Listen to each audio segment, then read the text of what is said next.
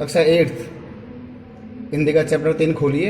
अब मैं आपको हिंदी का चैप्टर 3 पढ़ा रहा हूँ। चैप्टर 3 का नाम है बस की यात्रा। इसमें एक बस का वर्णन किया गया है कि बस की हालत इतनी टूटी फूटी होती है कि उसमें बैठने पर भी डर लगता है कि अपने गंतव्य स्थान पर पहुंचाएगी या नहीं, या हमारे प्राण भगोरू रास्ते में उड़ जाएंगे। इस प्रकार की बस में यात्रा करना कितना कठिन होता है, इसमें उसी का वर्णन किया गया है। इसमें इसी का वर्णन किया गया। हम 5 मित्रों ने तय किया कि शाम 5 बजे बस में चले। भले पन्ना से इसी कंपनी की बस की बस सतना के लिए घंटे भर बाद मिलती है, तो जो वो जबलपुर की ट्रेन उसको मिला देगी। सुबह घर पहुंच जाएंगे। हम में से 2 को सुबह काम पर ही हाजिर होना था, इसलिए वापसी का ये रास्ता अपनाना जरूरी था। लोगों ने सलाह दी कि समझदार आदमी इस शाम वाली बस से सफर नहीं करते, ऐसा रास्ते में डाकू मिलते हैं। नहीं, ये बस ही डाकिन है। बस को देखा तो श्रद्धा उमड़ पड़ी। खूब वेवर्ती सदियों के अनुभव के निशान लिए हुए थी। लोग इसलिए सफर नहीं करना चाहते थे कि वृद्धावस्था में इससे कष्ट होता था। बस पूजा के योग थी, उस पर सवार कैसे हो सकता है। आगे, बस कंपनी के एक हिस्सेदार भी उसी बस में, जबकि उस कंपनी के रिश्तेदार भी उसमें जा रहे थे। हमने उनसे पूछा ये बस चलती भी है। वो बोले चलती क्यों नहीं है जी, अभी चलेगी। हमने कहा वही तो हम देखना चाहते हैं कि यह चलती भी है या नहीं, यह कैसे चलती है। गजब हो गया, ऐसी बस अपने आप चलती है। हम आगे पीछे करने लगे। डॉक्टर मित्र ने कहा डरो मत, चलो, अनुभवी है, नई नवेली बसों से ज्यादा ये विश्वसनीय है। हमें बेटों की तरह प्यार से गोदी में लेकर और चलेगी। हम बैठ गए। जो छोड़ने आए थे वे इस तरह देख रहे थे कि जैसे हमसे अंतिम विदा ले रहे हूं। उनकी आंखें कह रही थी कि आना जाना तो लगा ही आया है। जो जाएगा राजा रंग फकीर आदमी को कूच करने के लिए एक निमित्त होना चाहिए। इंजन सचमुच स्टार्ट हो गया, और ऐसा जैसे सारी बस ही इंजन है और इंजन के भीतर हम बैठे हैं। ऐसा अनुभव क्यों हो रहा था? क्योंकि बस की हालत बहुत टूटी फूटी थी। कांच बहुत कम बचे थे, सारे कांच टूट गए थे और हमें भी डर लग रहा था कि कहीं कांच और नहीं टूट जाए, इसलिए सड़क के दूर बैठे हुए थे। इंजन चल रहा था और हमें लग रहा था कि हम सीट के अंदर बैठे हैं, सीट हमारे ऊपर बैठी है।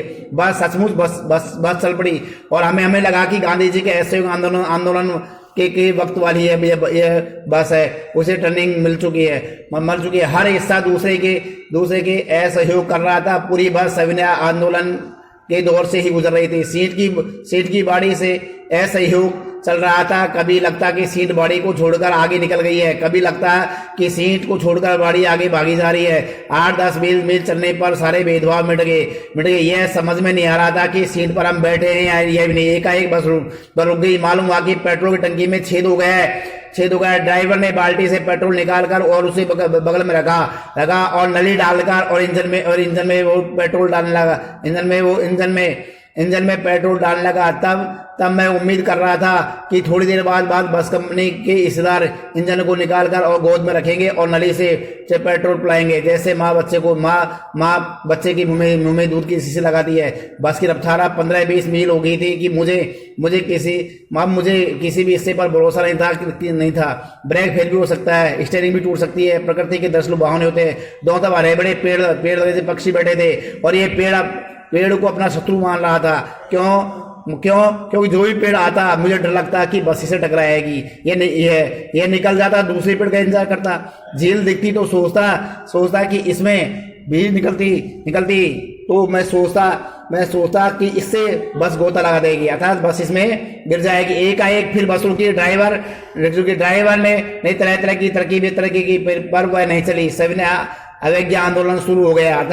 तथा कंपनी के हिस्सेदार कह रहे थे कि बस तो फर्स्ट क्लास है जी, यह तो इत्तेफाक की ही बात है। छीन चांदनी में वृक्षों की छाया के छाया के नीचे वह बस बड़ी दयनीय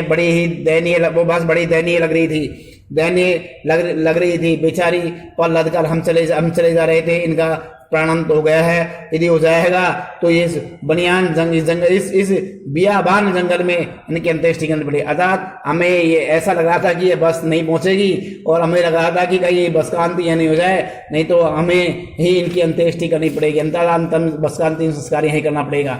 इस हिस्सेदार साहब ने इंजन खोला और कुछ सुधारा, बस आगे चली, उसकी चाल और कम होगी। धीरे धीरे वरदा की आंखों में ज्योति जल रही है। चांदनी के रास्ते टटोलकर वह रेंगती, आगे पीछे से कोई गाड़ी आती दिखती तो एक ही किनारे पर खड़ी हो जाती, कहती निकल जाओ बेटी, अभी तो वह उम्र की नहीं रही। एक पुलिया के ऊपर पहुंचते ही एक टायर फिस करके और बैठ गया और बहुत जोर से हिलकर वो थम गई। अगर स्पीड में होता तो उछलकर वो नाले में गिर जाती। मैंने उस कंपनी के हिस्सेदार की तरफ बड़ी श्रद्धा भाव से देखा कि वह टायरों के हालात जानते हैं, फिर भी जान हथेली पर लेकर के इसमें सफर करते हैं। उस सड़क कि ऐसी भावना दुर्लभ है। सोचा है एक आदमी के साहस और बलिदान की भावना का ये उपयोग नहीं हो रहा। इसे तो किसी क्रांतिकारी आंदोलन का नेता होना चाहिए। अगर बस नाले में गिर पड़ती हम सब मर जाते। देवता भाएं पसारे इसका इंतजार करते, कहते वह आदमी आ रहा है जिसने टायर के लिए अपने प्राण दे दिया और मर गया। वह टायर नहीं बदला।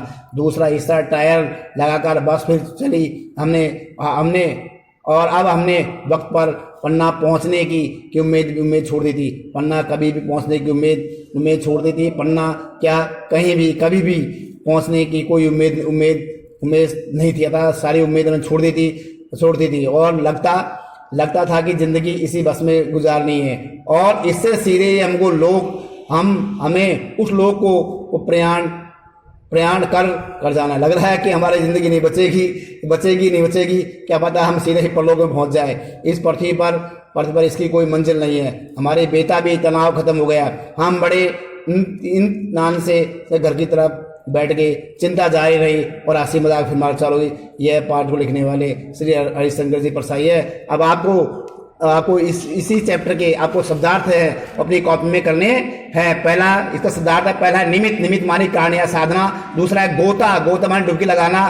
फिर इत्फाक मानी सहयोग। फिर बियाबान का तात्पर्य जंगल या उजाड़ खंड है। अंत्येष्टि का मतलब मृतक क्रम या धा क्रम अर्थात दाग देना, मृतक कर्म करना।